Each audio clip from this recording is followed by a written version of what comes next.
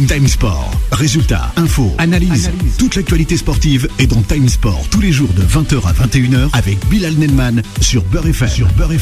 Bonsoir à tous et bienvenue sur l'antenne de Beurre FM. Et oui, les informés, c'est terminé à 20h et 20h. Donc la plage horaire sur la grille des programmes de Beurre FM. C'est Time Sport avec toute son équipe, la quotidienne sportive.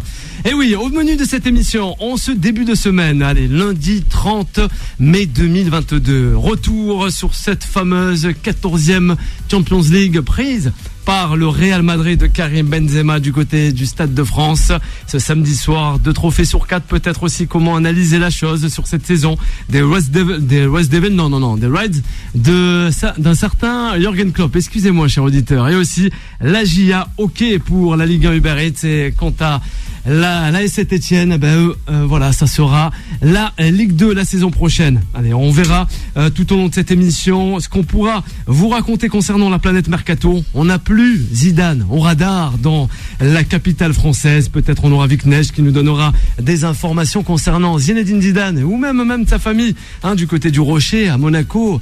C'était bien hier le Grand Prix de Monaco. Ça a fait ton plaisir à aussi un certain McGregor, voilà, qui était dans les paddocks. On a pu apercevoir. Mais nous, vous restez avec nous. On vous fait réagir concernant la question, le débat du jour, plus précisément la finale de la Champions League et incident du côté du Stade de France. L'heure de rendre compte. Voilà. Rien de plus simple, 01 53 48 3000 pour réagir avec nous, chers auditrices et auditeurs de Beurre FM. On accueillera dans cette émission, encore une fois, Trépi Makonda, ancien joueur passé aussi notamment par le Paris Saint-Germain et le Stade Brestois. Voilà, il est avec nous en studio, avec toute l'équipe de Time Sport. Alors on y va avec le premier sujet de l'émission. Time Sport, le sujet des sociaux. Et avec moi, pour m'accompagner, on aura Viknesh. Ça va, Viknesh? Salut Bilal, salut tout le monde. Ouais. Très bien pour commencer la semaine avec un beau plateau, avec un nouveau en plus. C'est ça. Et un nouveau sandwich aussi, pour t'accompagner tout au long de cette émission. Non, c'est bien pas ça. pendant l'émission non plus. Ouais, je sais pas. En tout cas, il est bien là. Il est halal. Faut en faire. Il est halal. Voilà, vous avez, voilà, c'est Boula. Il est halal le sandwich? Je sais pas. C'est du saumon. Viknesh. Voilà, pour tout dire. Ouais. Boula est avec nous ce soir. Comment ça va, Boula? Alhamdoulilah, tout va bien. Ça va, tout va bien. Boula, il est assez heureux. J'ai assisté à un grand coach. Ouais. Ça c'est bien. Stade de France, On croyait que c'était le coach Etolé. Ouais. Carlo Ancelotti, grand coach peut-être. Nous on n'a pas assisté en tout cas. L'équipe de Time Sport. Boula il assiste. Ouais, Boula il assiste à tout. Il a avec ses 3000 places là. Ouais, il assiste à tout, Boula. Juan Trocé, comment ça va? Juan Trocé est avec nous ce soir. Hola, buenas tardes. Très bien. Tu peux imaginer qu'effectivement. Je sais pas. Sous les effets de la victoire du Real. Ouais. Mais en fait, tu sais comment on sent les Espagnols, on pense déjà à la 15e. Ouais, la 15e, c'est ça. Eh oui, Ro est avec nous ce soir. Comment ça va? Alors, ça va bien? Très bien, je suis très content. C'est la première, je suis vraiment ravi. Nous aussi. Surtout de commenter une finale où le Real Madrid a gagné, où l'expérience a gagné. On va en parler un peu plus tard. Ouais. Mais je suis ravi et je vous remercie. Nous aussi, Ro, d'avoir avec nous Trépi Makonda. Bonsoir Trépi, comment ça va? Écoute, ça va bien. Ouais, tranquillement. Mais merci à toi d'avoir accepté. Trépi. La dernière fois, je crois que c'était même par téléphone. On l'avait fait ça. Ouais. C'est ça, ça remonte. Il est avec nous justement pour en parler. Ouais, de cette finale. La finale. Allez, sur le terrain en tout cas. La finale, Karim Benzema, peut-être but refusé. Le Real, un peu mitigé sur la première période. Les Reds de Liverpool en forme. Et c'est en seconde période que ça a été un grand coach, peut-être Carlo Ancelotti. Il était assez serein, comme à son habitude. Deuxième mi-temps, le Real beaucoup plus fort. Ouais, comme on a l'habitude, on connaît Carlo Ancelotti, c'est un entraîneur humaniste où il est très proche de ses joueurs. Ouais. Malgré que le Real Madrid ils aient gagné la Liga, on a senti que c'était pas un Real assez conquérant au niveau du championnat. Mais on voit qu'en Ligue des Champions, quand ils arrivent à mettre ce bleu de chauffe, ils arrivent à mettre vraiment ce truc qui leur permet directement de passer en mode Ligue des Champions. Et finalement c'est eux qui ont gagné, même si Liverpool a été très performant durant le match, mais ils sont tombés sur un très bon Thibaut Courtois qui les a dégoûtés. Homme du match, faut le rappeler. Ouais, qui les a dégoûtés, et puis même cette force de résilience de la part du Real Madrid fait que ils sont inabattables. Ouais, c'est ça. Alors Viknesh, mais moi, inarrêtable même. Mais bien sûr, en fait, parce que le Real, on connaît leur expérience, on connaît les joueurs de talent qu'ils ont. Là, en fait, cette année, surtout en Ligue des Champions, moi, je trouve qu'ils sont appuyés sur ce qu'ils savent faire. Ils sont pas cassés la tête en disant oui, nous, on va produire du jeu, on va faire du football champagne, du spectacle, etc. Non. ils savent qu'ils sont efficaces. Avec Benzema, Vinicius, il leur faut pas 2 occasions pour marquer. Bon, on l'a vu durant la finale, ils ont eu 1 occasion et demie, mais ils l'ont mise au fond. Après, c'est des guerriers. Carvajal, ça fait longtemps que je l'avais pas vu faire un match aussi monstrueux. Il avait 15 poumons. Ouais. Casemiro, il fait toute la différence. Kroos, Modric, pour la grande classe, il est là. En fait, c'est une équipe qui est totalement équilibrée. Chacun a un rôle bien précis. C'est tous des soldats. Et quand il faut accélérer, ils accélèrent. Ils font la différence. Ils marquent. Et après, ils défendent. Là, Courtois, il a été monstrueux. Mais il faut un grand gardien. Il faut un grand gardien, un attaquant et une bonne équipe. Le Real, ils ont tout ça et ils l'ont gagné. En fait, c'est simple. Ouais. Comme ça. Et Carlo Ancelotti, c'est un grand entraîneur. Il sait gérer son équipe, la gestion, avec toutes les stars qu'il y a dans l'équipe. Il a su mettre en place comme il fallait. L'humain. Il a fait passer l'humain avant tout. C'est ce qu'il disait. C'est ce qu'il faut. Parce que t'as que des stars dans l'équipe. Kroos, Modric, Benzema. Beaucoup d'égo, quoi. Tu peux pas en fait les juger comme un joueur quelconque, c'est pas possible. C'est des vedettes, c'est des icônes au Real. Donc il faut savoir les gérer. Et ce qu'il a très très bien fait en fait. Il a des joueurs monstrueux, il a su les gérer, il a rendu responsable chaque joueur avec des rôles bien précis. Et à la fin, on a vu ce que ça donne en fait. Marcelo qui est une icône, qui est une légende, qui va partir du Real, il jouait pas. Et il faut lui faire comprendre à Marcelo que tu ne joues pas parce que t'es pas très très bon. Il a réussi. Juan José.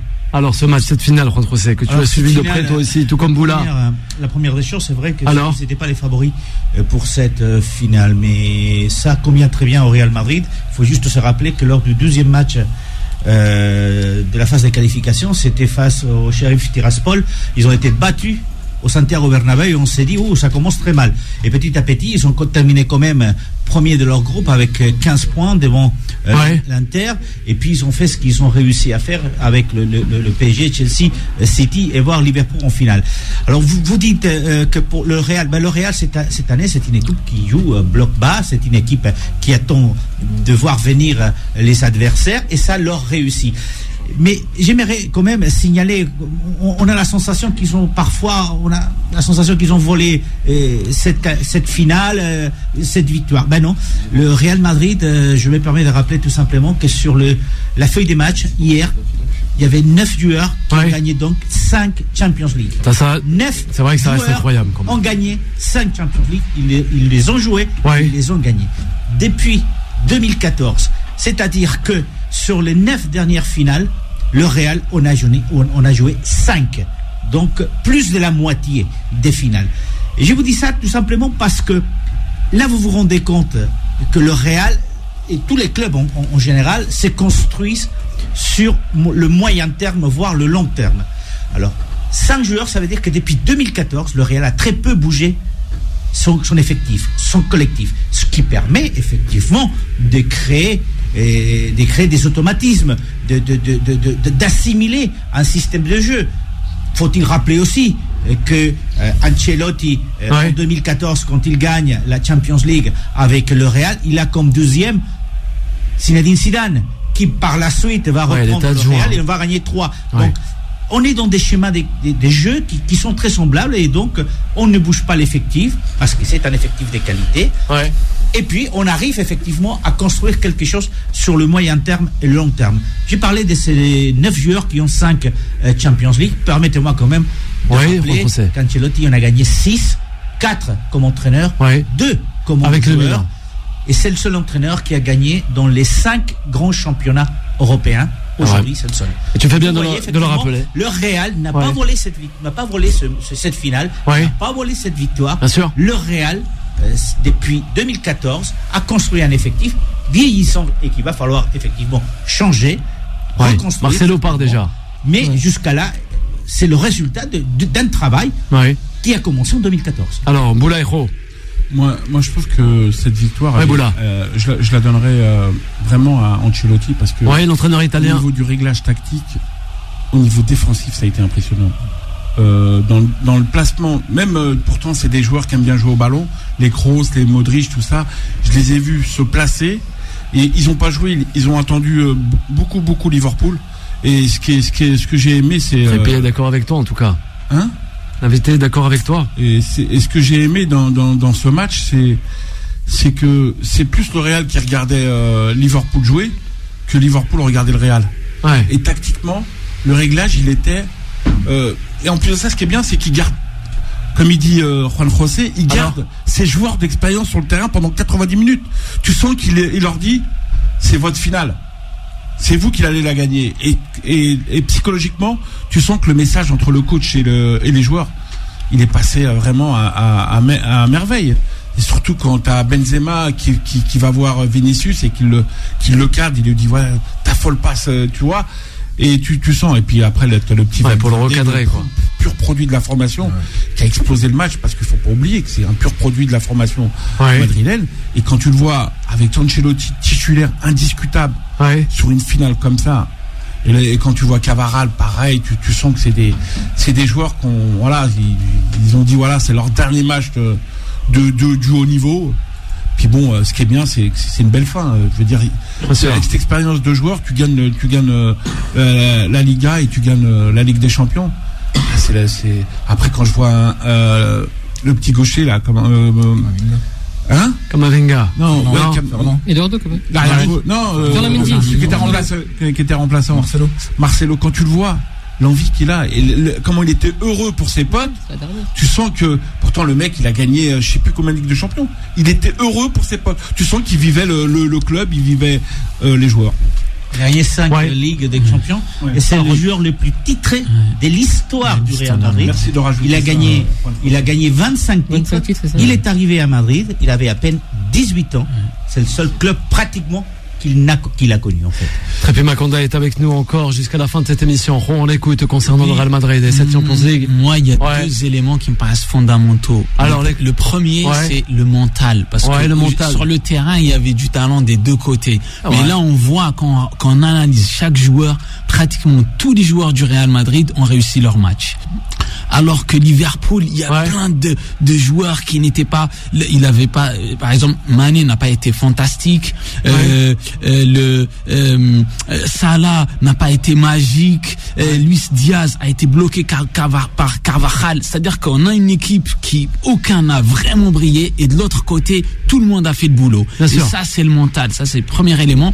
Deuxième élément, aujourd'hui, bien sûr, on parle de Carlo Ancelotti qui est extraordinaire, on parle de Benzema, Ballon d'Or, on parle de Courtois, homme du match, mais en réalité, moi, l'impression que j'ai, c'est celui qui a gagné, en réalité, c'est le Real Madrid. C'est-à-dire que c'est une institution, que tu mettes Carlo Ancelotti, tu mets Zidane, tu mets Benzema, tu mets CR7, tu mets qui tu veux, même les joueurs qui vont faire rentrer demain et qu'il y a eu hier, c'est une machine à gagner. Et ça veut dire que quand tu rentres dedans, quel que soit le nom du joueur, tu deviens extraordinaire. C'est une fournaise. Et ça, c'est quelque chose que le Real Madrid a et que on trouve peut-être nulle part ailleurs. Parce que 14, c'est ça l'explication. Ils sont déjà sur la 15e, à Trépé Maconda. C'est vrai, ça, c'est incroyable, quoi, sur Real Madrid. Oh non, mais après, tout est relatif. Le Liverpool a quand même énormément d'occasions. Ouais, c'est vrai. Faut pas le négliger. Il a raison de rappeler l'invité. Ils sont 9 arrêts quand même. Ils sont tombés quand même sur un Courtois extraordinaire qui a fait des arrêts. Il a fait un arrêt de Salah du biceps quand même. C'est très rare pour un gardien d'avoir fait ça. Mais c'est vrai que quand on voit le Real Madrid, cette résilience qu'ils ont eue sur ce match-là et même sur les matchs précédents, on se rappelle même contre Chelsea, même contre le Paris Saint-Germain, où, on l'a très bien rappelé ici, ils sont en bloc bas, et en fait c'est un autre football. On assiste avec Manchester City et Liverpool sur un football assez structuré, où tout le monde est positionnel dans son poste, arrive à avoir un rôle. Et quand on arrive au Real Madrid, c'est un jeu beaucoup plus créatif. C'est vraiment dans la transition où on a Vinicius, on a Benzema qui arrive à partir, on a Valverde qui a fait un très bon match lors de cette finale. Donc les rôles sont vraiment attribués où on défend d'abord et puis après on attaque. Alors qu'au Liverpool, c'est vraiment un jeu de position. On essayait d'emmener les attaques, ça passait énormément par les côtés, où la défense a très bien joué de la part du Real de Madrid, mais ils ont quand même subi. Ils ont beaucoup subi. Ils ont subi, mais c'était tout à fait prévisible. Encore une fois, ils n'étaient pas favoris. C'est vrai que le premier choix qui a été fait, parce que vous savez, 24 heures avant, on connaissait plus ou moins l'équipe, on avait deux doutes. Les deux doutes, c'était est-ce que c'est Carvajal ou Lucas Vázquez qui va occuper le flanc droit de la défense, et le deuxième doute, est-ce que on va jouer avec Rodrigo en attaque ou on va sortir plutôt Valverde. Alors ce premier choix qui a été fait, c'est-à-dire des jeux avec Valverde, était important parce qu'il fallait renforcer le milieu de terrain, parce qu'on sait que le Real Madrid est prêt à subir et on connaît que la force physique dans Liverpool, qui jusqu'à la semaine dernière jouait encore les titres, donc ils étaient dans l'intensité, dans la force physique, ils étaient dans le mouvement, dans le rythme, et le Real depuis 3 semaines a gagné déjà son titre. Dans le Real Madrid, la peur qu'on avait du côté espagnol, c'était ça. Pas la même. Est-ce que on sera capable de tenir Liverpool et l'intensité avec laquelle joue Liverpool. C'est pour cela qu'effectivement, merci on a Juan préféré à ce moment Valverde. On va marquer d'une courte pause la première. Boula, on va revenir, ne t'inquiète pas. On va reparler de Karim Benzema et aussi de cette finale du Stade de France. On vient de digérer le Pimbagna de Viknesh aussi. Voilà. Chers auditrices et auditeurs de Beurre FM, vous restez avec nous. Vous pouvez réagir au 01 53 48 3000, notamment une dédicace. Allez, c'est de Fadela Sultan. Justement, c'est une grande supportrice du Real Madrid, âgée de 70 ans, grande fan de Benzema aussi. Voilà, un petit clin d'œil aussi à Areski qui nous écoute ce soir sur le périphérique parisien. À de suite, chers auditeurs de Beurre FM. Time Sport revient dans un instant. 20h, 21h, Time Sport avec Bilal Nenman sur Beurre FM. Allez, de retour, excusez-moi, oui, j'en perds mon latin rapidement. 20h, 22 minutes, et oui, l'heure est grave peut-être, justement concernant tout ce qui s'est passé hier et aussi samedi soir du côté du Stade de France avec cette fameuse finale de la Champions League. Trépi Makonda est toujours là avec nous jusqu'à 21h, notre invité de ce soir, de votre quotidien Time Sport avec Ro, avec Boula, sans oublier Viknesh et Juan Trossé. Allez, on s'attarde encore une fois sur le football européen. Time Sport. Le duel. Excusez-moi, et pour réagir, oui, le réalisateur à la réalisation, Yanis, le 01 53 48 3000, vraiment désolé. Le débat du jour, cette finale de Ligue des Champions et incident au Stade de France, l'heure de rendre des comptes. Eh oui, Viknesh, peut-être toi aussi. Moi, non. Alors, tu étais, ou là, il était en tout cas, je sais pas. Mais après, non. Contre C, va en donner, quoi. Il y a des choses à dire. Il y a énormément de choses à dire. Déjà, faut pas oublier qu'en France, on est un des seuls pays, on interdit souvent quand il y a des problèmes, le déplacement des supporters. Ouais. Déjà. Je crois qu'on est les seuls en Europe, là. À partir de ce moment-là, on va organiser une finale de la Ligue des Champions en 3 mois. Alors qu'habituellement, il faut au moins 1 an pour mettre en place les choses correctement pour que tout se passe bien. Donc là, ça n'a pas été fait comme ça déjà. Bien sûr. Après là, ils se renvoient tous la balle, l'UEFA, la Fédération française, les autorités françaises. Et là, les clubs de Liverpool, du Real, ils veulent tous des enquêtes. Ce qui est normal. Parce qu'on dit que c'est la faute des supporters de Liverpool, des faux billets, il y a trop de supporters, etc. Liverpool et le Real Madrid vont faire une contre-enquête. C'est normal. Ouais. Ils ont besoin. Parce que auprès de leurs propres supporters, en tout cas. Ce qui a été annoncé. On dit que c'est de leur faute. Alors que pas forcément, en fait. C'est juste bien géré, en fait, les autorités, avec la police, les CRS, etc. Ouais. C'est une question d'organisation. On sait que c'est un grand événement. On sait que les supporters de Liverpool, ils sont énormément. Ils se déplacent à des dizaines de milliers. Ouais. Le Real, c'est pas un petit club non plus. Avec Benzema, avec les Français qui sont présents, comme Avinga, etc. Ça attire la curiosité. Ils vont venir.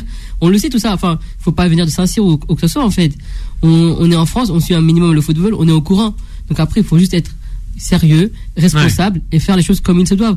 Après, nous, on va organiser les Jeux Olympiques. Et Paralympiques. La Coupe du Monde de rugby en 2023. Aussi en 2023, l'année prochaine. Là. Ouais, ça va être assez compliqué. Si on n'arrive pas à organiser un match de Ligue des Champions. Pas mal de dégâts avec Neige, hein.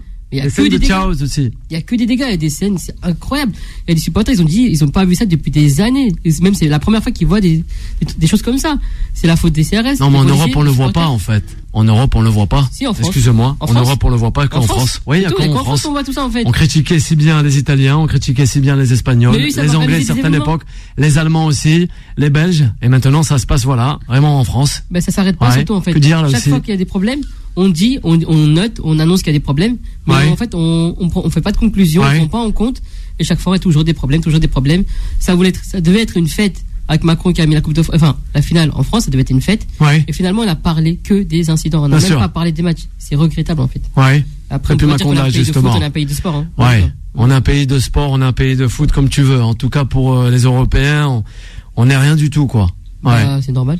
Depuis samedi et encore hier, ce qui s'est passé aussi sur la pelouse dans le Chaudron, excusez-moi, du côté de Saint-Etienne, c'est assez incroyable. Trépi.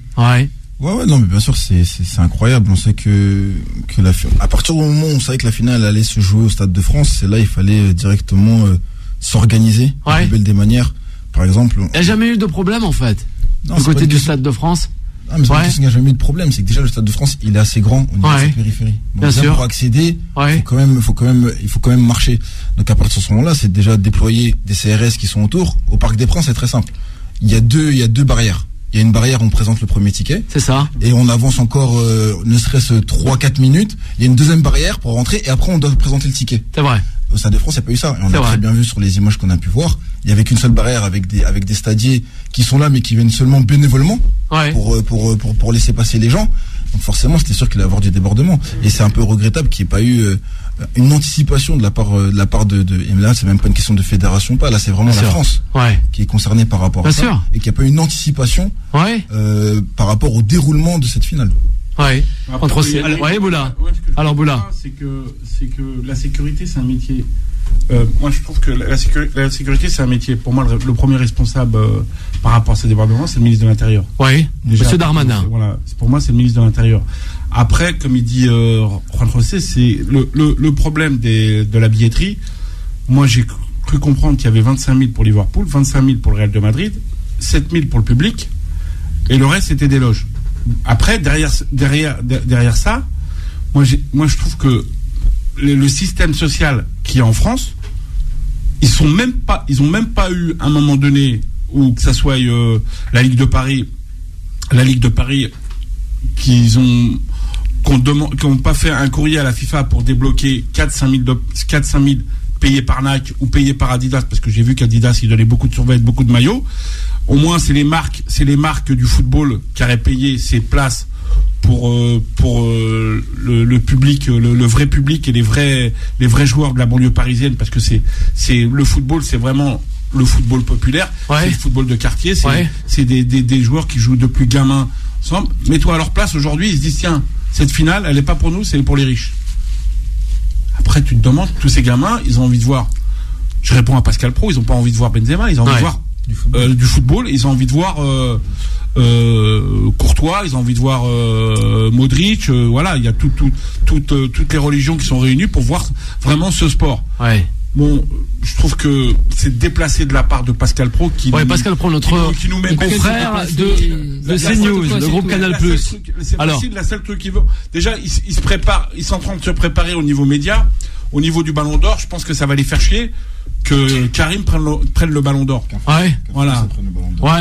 Je dirais qu'un Français, selon notre invité, Trépy Makonda. À l'image de Laurent, il est d'accord avec vous là.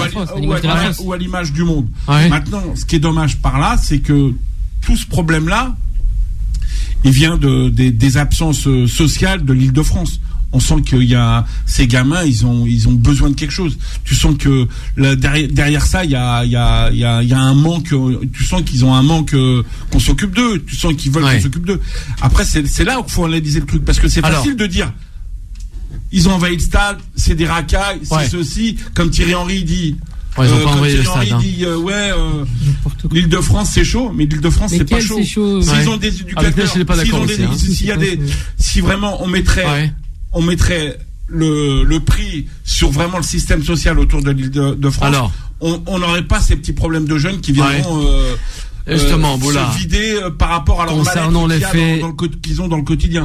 De ce samedi et aussi même d'hier soir sur la pelouse de Geoffroy Guichard, excusez-moi, du côté de Saint-Étienne. C'est pas en Île-de-France là, non?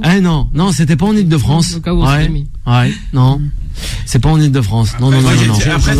Après Saint-Étienne, on sait ce que c'est Saint-Étienne. Ne t'inquiète pas, Juan José, tu vas avoir le temps de t'exprimer. Ça a été que du business, ça a été que des mouvements de transfert. Bientôt, ils vont te vendre. Tous les ans, il y a des mouvements de transfert entre une quinzaine de joueurs. Bien sûr. Parce que le public en a marre de ce système de dirigeants, avec tout le respect que j'ai pour Omeyer, parce que je crois que c'est un des seuls qui a mis de l'argent dans le club. Et je pense que dans ce club-là, on va revenir sur Saint-Étienne. Et je trouve que ça fait plaisir aussi de voir la GIA. Saint-Étienne aujourd'hui, si il y a un envahissement de terrain, ils en ont un ras-le-bol de ce système de dirigeants. Peut-être de ses supporters en tout cas. Juan José, concernant les incidents de ce samedi soir avec notre invité Trépy Makonda aussi toujours là. D'abord sur les incidents du Stade de France, sur la billetterie, ce qui a été tel que ça a été reparti. C'était 23 000 pour chaque équipe. On mettait 20 000 au public et 3 000 qui restaient à discrétion de chaque équipe pour leurs invités, leurs besoins des promos, etc. Et il y avait effectivement entre 7 et 11 000 pour le public, vendu par l'UEFA ou par la Fédé. Et puis, près des 30 000 qui restaient pour l'UEFA. Les invitations. C'est les invitations, qui étaient donnés, enfin vendus à Adidas et autres. Ça, c'est la partie billetterie. On sait que c'est très mal reparti. D'ailleurs, que ce soit le Real, que ce soit Liverpool, dès qu'on a connu les chiffres, ont toujours dit où passait essentiellement le gros de la billetterie, parce que c'était pas normal qu'on ait que 20 000 places pour chaque. Et puis, je termine avec ça. Il faut comprendre que le Stade de France, avec l'UEFA, a été privatisé. C'est privatisé. C'est-à-dire, tout ce qui se passe à l'intérieur, la France n'a rien à voir. C'est l'UEFA. Exactement. Alors, je pourrais vous donner des journalistes qui ont terminé à 2h du matin et qui sont restés bloqués dans le parking parce que personne ne savait comment leur dire de sortir du parking. Ils sont restés 25 minutes à l'intérieur. Mais au-delà de ça, et tout ce qui se passe en dehors du stade, c'est la sécurité française, c'est la police, c'est le ministère de l'Intérieur. Et le disait l'invité, très bien. Et c'est là où ça touche le ministère de l'Intérieur et ça touche la France, c'est qu'effectivement le barriérage qui avait été établi, qui était le barriérage normal, c'est-à-dire à 1 kilomètre du stade, n'a pas suffi effectivement pour arrêter ou contrôler tout le monde, sachant qu'il y avait une grève des RER, qu'on attendait 40 000 personnes qui n'avaient pas des tickets, ou des faux tickets, bon, on verra. Mais la réalité, c'est qu'effectivement, ça a été un gros raté pour la France. Question sécurité, puisqu'à l'intérieur, on va rester sur c'est l'UEFA qui gère entièrement 100%. Le 0-1. Le RERB qui a été fermé le jour du match. Il y a eu inadmissible. Il y avait eu un préavis de grève concernant le RER A et le RERB. Justement, selon nos confrères de RTL, l'UEFA envisage réellement d'avoir de vraies sanctions. Ainsi, il ressort un peu que la France risque de ne plus avoir à organiser pendant un long moment une compétition de telle ampleur. Voilà. En tout cas, une grande finale. Oui, il aimerait en parler. On va laisser aussi Fouad. Moi, depuis hier, j'entends plein d'excuses. Un jour, c'est la billetterie. Un jour, c'est la grève. Un jour, c'est les banlieusards. Un jour, c'est les fans de Liverpool. En réalité, pour moi, tout ça, c'est que des excuses à 2 balles. C'est une incompétence notoire des autorités qui ont mal géré, qui ont mal anticipé. Tous les stades, toutes les grandes rencontres, elles ont leurs problèmes. Il fallait anticiper. On a déjà eu des problèmes en 2018 pour le mondial où le bus a pu passer que pendant 10 minutes avec les fans. Quand il y a eu des manifestations avant le Covid à Paris, moi j'habite à Paris, j'ai vu la différence entre les manifestations d'il y a 10 ans et comment c'est géré aujourd'hui. C'est une catastrophe, il faut le dire. Il faut être honnête, parce que si on n'est pas honnête avec nous-mêmes, on ne pourra pas progresser. Et ils vont, effectivement, les autorités mondiales vont nous enlever tout ce qu'on veut organiser. C'est bien fait, là. Ça va être chaud, là. Il n'y a pas d'excuses. Ce qui s'est passé hier n'a pas d'excuses. Donc c'est pas la peine d'en chercher. Saint-Étienne aussi. Voilà, Saint-Étienne. Et il y a eu des problèmes la dernière fois avec la bouteille de Payet. Il y a des problèmes depuis des années. Il y a des problèmes. Là aujourd'hui, il faut gérer la situation. Les stades en Angleterre, les fans, ils sont à côté du terrain et il y a moins de débordements. Mais ils ont pris les mesures dans les années 80. Faut pas l'oublier. C'est ça la compétence. Il faut que en France, les gens soient compétents, ils dirigent et c'est pas la peine. Et là, ce qu'il a dit, on retourne juste 2 secondes sur ce qu'il a dit, Pascal Pro. Nos confrères. Allez, Pascal Pro. Je trouve ça vraiment honteux. De CNews. Parce que c'est pas juste des paroles comme ça en l'air qui arrivent. C'est une tradition. C'est-à-dire que la Benzema, il va avoir le ballon d'or. Alors, au lieu d'applaudir, on l'éclate. En 97, juste avant le mondial, le monde entier disait que Zidane, c'était le meilleur joueur du monde. Que en France, on disait non, c'est pas le meilleur joueur du monde. Alors que Pelé lui-même, il le disait.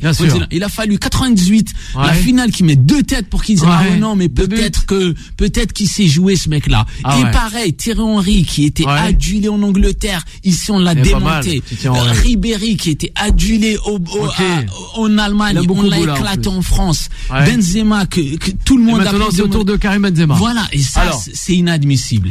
On va voir Fouad qui a composé le 01 53 48 3000. Allez, on va essayer de le prendre. Il reste avec nous Fouad. Désolé parce que ça fait un long moment qu'il attend. Juste après la dernière pub, on le prendra Fouad avec Mourad qui nous appelle depuis Marseille. Lui, je crois qu'il a le son chaud. Il a fait 30 degrés aujourd'hui à Marseille. Time Sport revient dans un instant. 20h, 21h, Time Sport avec Bilal Nenman sur Beurre FM. Et de retour pour la dernière partie de votre émission de Time Sport du lundi au vendredi à 20h, 21h. Et oui, c'est l'avant-match, 20h38 minutes en ce lundi soir. Et justement, nous sommes toujours avec Trépi Makonda, ex-footballeur qui nous fait le privilège de nous assister et de réagir dans cette émission, ce début de semaine. Vraiment un grand merci parce que ça fait plaisir à toutes les auditrices et les auditeurs de Beurre FM. Le 01 53 48 3000 et c'est Fouad qui est avec nous. Bonsoir Fouad. Bonsoir à tous. Comment ça va Fouad? Très bien, merci à vous. Ah ben ça va très très bien Fouad. Il s'en est passé des choses depuis vendredi soir. Ouh, wow. Énormément. Énormément. On vous écoute alors. Eh ouais. Je vais être très très cru, on va me dire que je suis sévère, mais... Ouais, soyez mesurés quand même, hein. Attention, on est dans une heure de grande écoute, hein. Voilà. Oui, vous inquiétez pas, vous inquiétez pas. Au niveau national, mais vraiment, alors, d'un point de vue institutionnel, la France n'est pas un pays de football. Je suis désolé. Ouais, Veknesh le disait aussi. C'est pas un pays de football. C'est pas un pays de football. Déjà, la grève du RER, c'est un carton jaune. Alors, ce qui s'est passé au Stade de France, c'est le deuxième carton jaune, carton rouge. Là, on est parti pour 15 ans, facile. Sans finale, sans compétition, rien du tout. On va rien avoir. Ça va se passer en Albanie, ça va se passer en Roumanie, en Bulgarie. C'est moins glamour, c'est sûr. Hein. Mais au moins les gens ils tiennent à carreau. Et là vraiment c'est dommage. C'est vraiment dommage. Bien sûr c'est dommage. Il y a plein d'incohérences. Moi, je travaille à un quart d'heure du Stade de France. Alors, je me suis inscrit sur la newsletter justement pour pouvoir acheter des places. Et le 1er mai, j'ai rien reçu.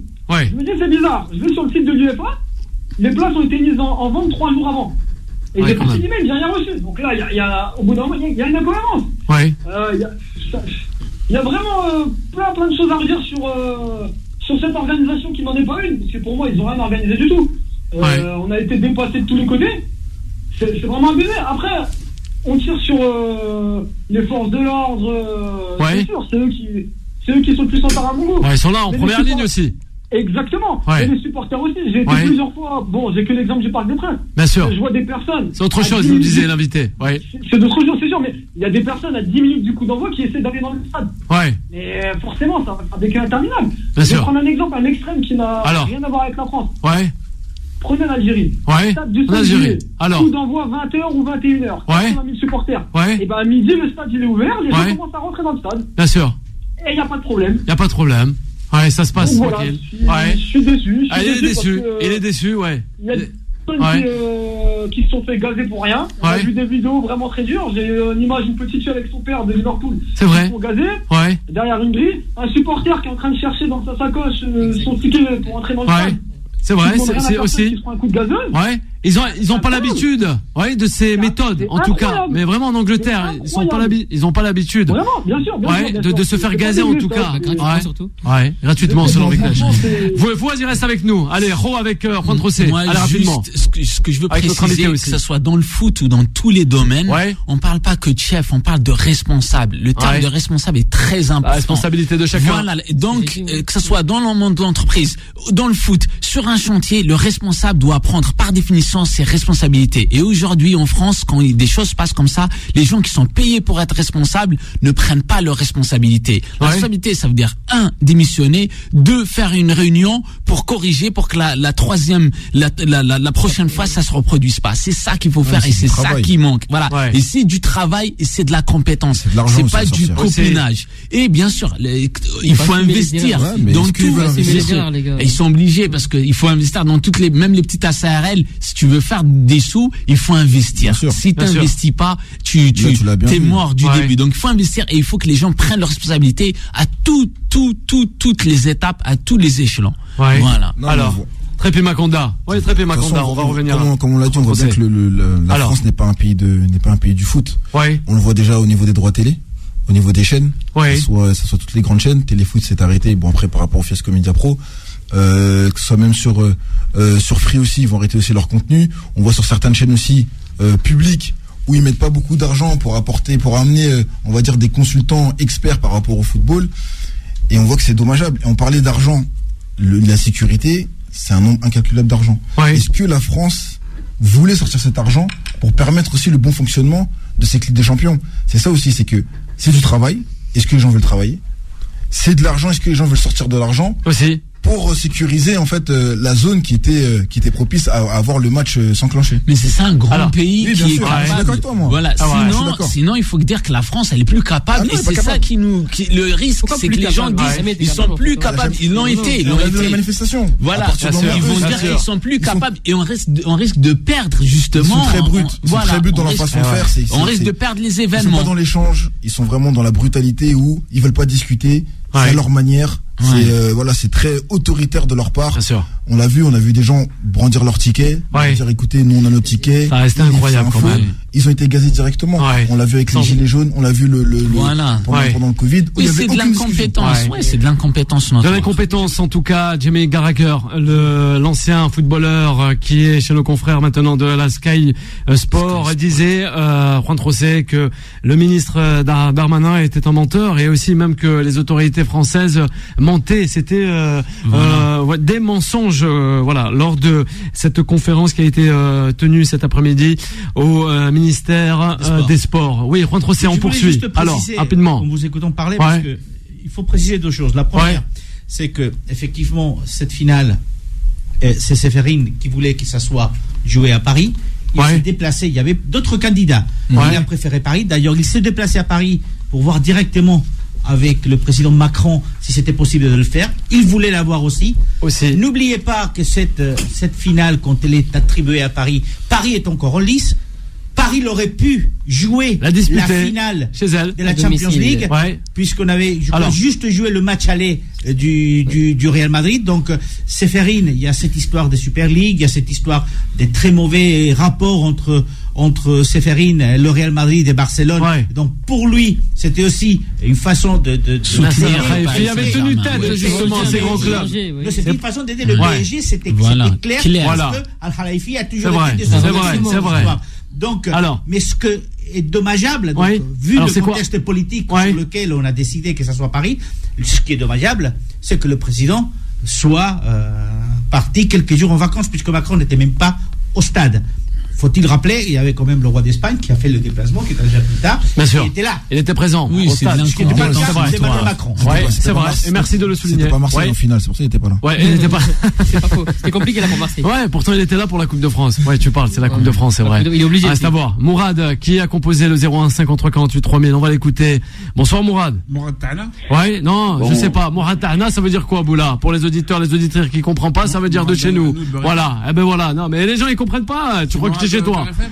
Peut-être tu es dans l'émission, c'est chez toi, mais en tout cas, non, il n'a pas compris. Il y a des auditeurs qui nous écoutent ce soir, ils ne comprennent pas. Alors, Mourad, c'est Mourad de Marseille. Bonsoir à tous. Bonsoir à tous. Quelle année incroyable de football en matière d'insécurité dans les stades en France, bien sûr. En France, en tout cas. Parce qu'il ne faut pas oublier le Nice-Marseille, le derby Lyon-Saint-Etienne et à Nantes, Saint-Etienne encore hier. Lyon contre Marseille, j'en passe et d'autres. Beaucoup trop. Et je vais faire un parallèle parce que ce week-end, il y avait pendant 2 jours, il y avait 2 compétitions, l'une après l'autre, vendredi et samedi, qui avaient lieu au stade Vélodrome de Marseille. À Marseille. Le Challenge Cup et la Champions Cup de rugby. C'est ça. Est-ce que vous avez entendu parler de débordements, de gazage, de fumigène? L'Ovalis, ça se passe bien. Mais on fait toujours la comparaison avec les autres sports. Toujours bien.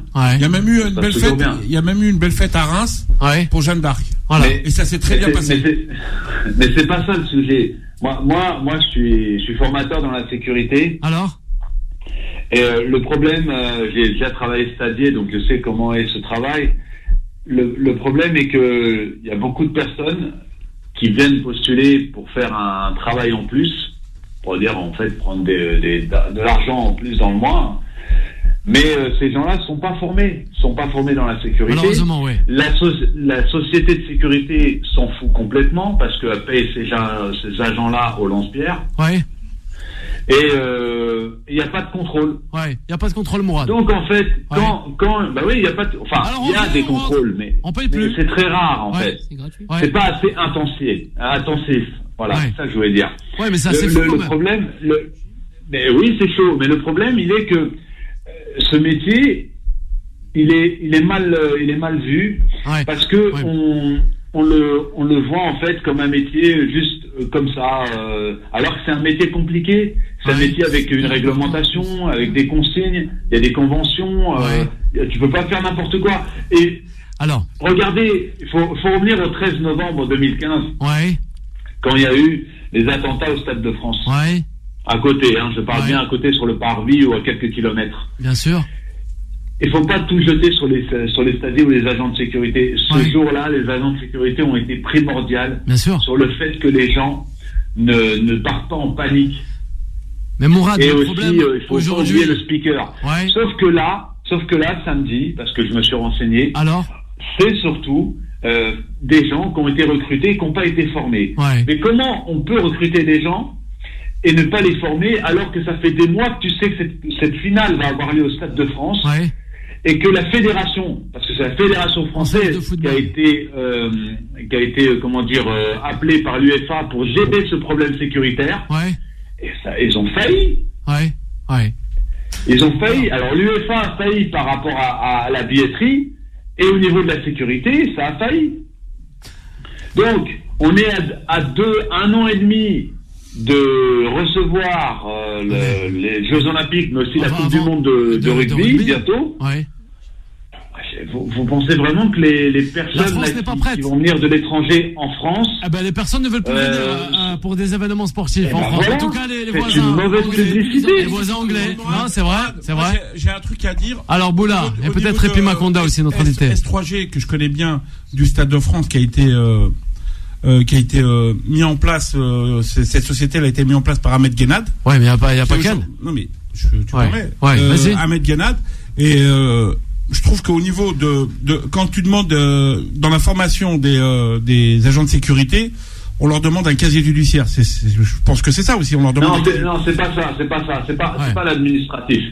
Tu fais des formations pendant au moins 3, 4, 5 jours.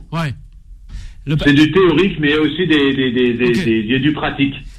Et tu travailles dans un stade, tu ne fais pas que là pour le contrôle d'accès. Au cas où il y a un problème, tu dois aussi évacuer les personnes. Il y a un stade, il y a plus de 80 000 personnes à évacuer. Mais ça se passe bien, avec S3G, ça se passe très bien. Mais non, c'est pas question de la société, je blâme pas la société, attention, c'est ça que je veux faire comprendre. La société, Boula. Mais le problème, c'est pas le problème. C'est, en fait, ça vient de au-dessus, ça vient du ministère, en fait, qui ne considère pas le métier d'agent de sécurité. Le ministère, il y a des boîtes de sécu qui sont agréées et qui sont pris, bien sûr, qui travaillent au Stade de France. Et je trouve qu'au Stade de France, il n'y a jamais eu de problème. Il n'y a jamais eu de bagarre, il n'y a jamais eu de trucs. Et Boula. Mais on est d'accord. Je donnais l'exemple du 13 novembre. Mais là, le problème, il est que on est dans une finale de Ligue des Champions. C'est en Mondiovision. C'est en France, c'est à Paris, enfin, comme a dit Thierry Henry, Paris, c'est pas Saint-Denis, et il a raison. C'est quoi l'image qu'on a là? Sécurité, zéro, et puis etc. Vous croyez que les gens là qui sont venus de Liverpool ou d'Angleterre ou de pays voisins sont satisfaits de ce qui s'est passé? Ils sont pas satisfaits, Bien d'accord. Non, ils sont pas satisfaits, Mourad. Allez, réaction avec le Ro. Allez, vas-y, Ro. Je vais dire, Mourad, tu sais, moi, de l'expérience que j'en pense en tant que citoyen français. Quand il y a un événement grave comme ça, il y a 2 manières de réagir. Alors, le premier, c'est faire la politique de l'autruche, comme les ministres de l'Intérieur et les politiques sont en train de faire, et dire non, c'est pas notre faute, trouver des excuses. Attends. Et le deuxième manière, ce qui, pour moi, c'est la bonne, c'est de réagir et tout corriger. Parce que si on corrige pas, si on profite pas de ce qui s'est passé pour devenir meilleur, ce qui risque de se passer, c'est une autre fois, il y aura un débordement et des gens risquent de mourir ou se faire écraser, etc. Ça risque d'être beaucoup plus grave. Donc il faut l'utiliser comme opportunité pour devenir meilleur et montrer au monde qu'on est capable d'accueillir de tels événements mondiaux, ou bien on fait comme si rien ne s'était passé jusqu'à ce qu'il y ait un drame beaucoup plus grave et que Paris ne refasse plus rien. Terminer cette émission, merci. Oui, avec Neige, rapidement. Et on va essayer de revenir à Fouad. Oui, je suis d'accord avec le problème des stadiers, etc. C'est pas de souci. Mais en fait, tout part à partir du moment où c'est de l'incompétence.